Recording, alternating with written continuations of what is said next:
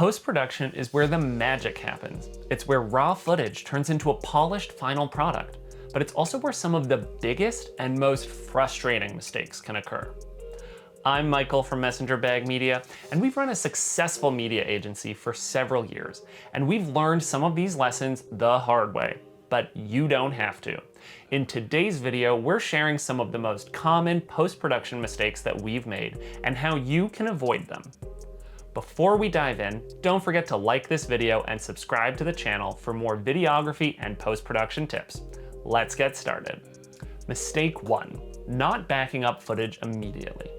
Backing up footage isn't just a good habit, it's a lifeline. Early on in our careers, we'd shoot a full day's worth of content, pack up, and figured we'll back it up once we're done editing.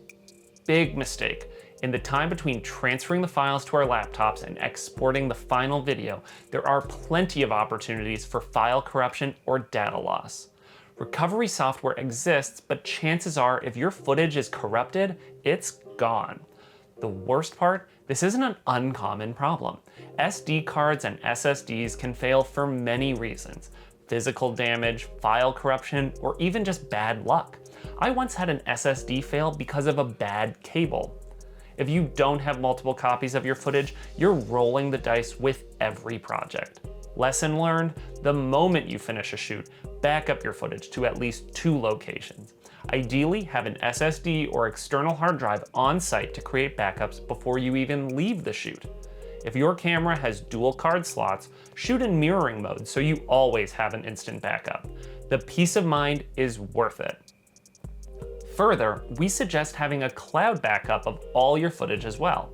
We use a subscription service called Backblaze, which allows you to upload an unlimited amount of data to the cloud for an extremely good price. To learn more about this service, check out our detailed review in the info card.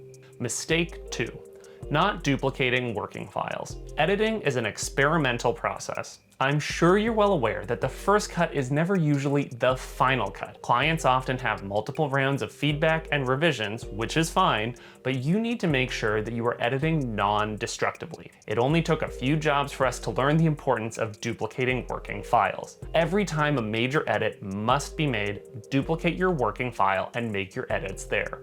You'll be surprised how often a client suggests major changes only to come back and say, actually, let's go back to how it was originally. If you don't have that working file saved, you're in for a lot more work. Lesson learned: always work with duplicates. If you're editing in Premiere, Final Cut Pro, or DaVinci Resolve, save multiple versions of your project as you go. If you're working with photos, use non-destructive editing, adjustment layers in Photoshop, virtual copies in Lightroom, and never save over your original files. Mistake 3. Making destructive photo edits. It's not uncommon to spend hours retouching photos for a client, and there's nothing more embarrassing than having to tell that client you can't make your edits because you saved over the original files. In the past, we've accidentally applied edits destructively. Destructive editing means any change you make permanently alters the image with no way to revert back to the original. This is a common rookie mistake, and it's completely avoidable with the right workflow. Lesson learned: always use non-destructive editing. In Photoshop, work with smart objects instead of directly modifying the image. In Lightroom, edit in RAW format and never overwrite your original files. When exporting, keep a PSD or TIFF version with layers intact so you can always go back and tweak edits later. If you ever need to retrace your steps or fine-tune an edit, this method will save you from unnecessary headaches. To see our video on how to edit photos non-destructively, check out the link in the description. Mistake 4, not checking audio in different outputs. Audio behaves differently across different devices. What sounds great on a professional studio monitor might be completely unbalanced on a cheap pair of earbuds. If you don't check your mix on multiple sources, you might end up delivering an unusable final product. Lesson learned: always test your audio on multiple playback systems. Before finalizing a mix, listen to it on the following: studio speakers for full detail, headphones to check stereo balance and clarity, laptop speakers to see how it sounds on potentially lower quality systems, and a smartphone, because let's be honest, a lot of people watch videos this way. Also, make sure to monitor your decibel levels when mixing. Audio should sit at a consistent level across all devices, and dialogue should always be intelligible over background music. Mistake 5, editing in night shift mode. This one might not seem like a big deal, but trust us, it is. If you've ever finished color grading a video or photo, exported it, and then viewed it on another screen, only to realize that the colors look completely different, night shift mode, or also True Tone on Mac, might be the culprit. Night shift and similar features automatically adjust your display's color temperature to reduce blue light at night, while True Tone tries to adjust the display to match the ambient light. While that's great for eye comfort, it's terrible for editing because it alters how colors appear. You might think you're dialing in perfect skin tones or balancing highlights and shadows correctly, but the moment you disable night shift or view the image on another device, it looks completely off.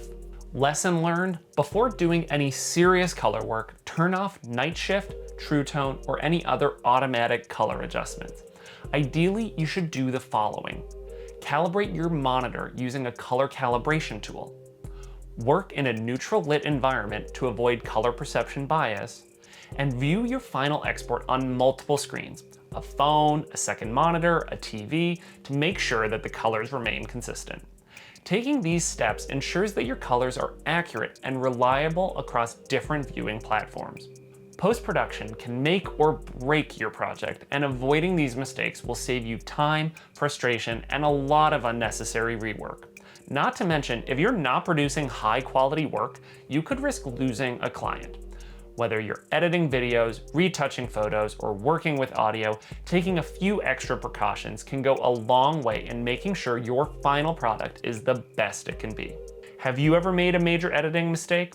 Let us know in the comments. We've all been there. If you found this video helpful, hit that like button, and if you're into videography, photography, and behind-the-scenes insights from a real working media agency, consider subscribing. Thanks for watching, and we'll see you in the next video.